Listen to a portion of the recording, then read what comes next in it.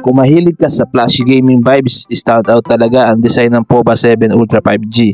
Dahil sa decorative multi-LED strips sa likod na nagsisilbing notification at gaming status indicator.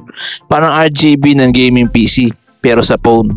Ang Tecno POBA 7 Ultra 5G ay may 6.67-inch Full HD Plus AMOLED display na sobrang linaw at smooth dahil sa 144Hz refresh rate. Dagdag pa dyan, Corning Gorilla Glass 7i para protektado siya. At hanggang 4,500 nits peak brightness kaya kahit tirik ang araw, malinaw pa rin. Powerhouse sa presyo dahil gamit nito ang MediaTek Dimensity 8350 Ultimate 4nm chipset paired with Mali G615 MC6 GPU, tapos may 12GB of RAM at dagdag pa ang 12GB extended RAM, so halos 24GB ang total memory para sa multitasking at gaming. Perfecto kung mahilig ka sa heavy games tulad ng Genshin Impact o Call of Duty Mobile, smooth at walang lag. May 256GB internal storage ka na, expandable pa hanggang 1TB via microSD. Safe ka sa space kahit puro high-res videos at games ang isave mo.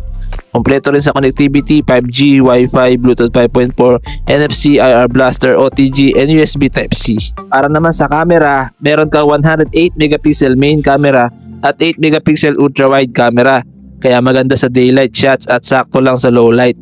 May 4K video recording pa para sa mas malinaw na clips. Yung 13MP selfie camera naman ay may 4K video rin, so perfect for vloggers. Sa kanya naman battery, meron siyang 6,000 mAh battery capacity na kaya magtagal ng buong araw kahit heavy usage. May 70W fast charging pa para mabilis mag full charge at 30W wireless charging na bihira sa ganitong price range. Sa 16,999 pesos, sulit ang Tecno POBA 7 Ultra 5G para sa gamers at heavy users.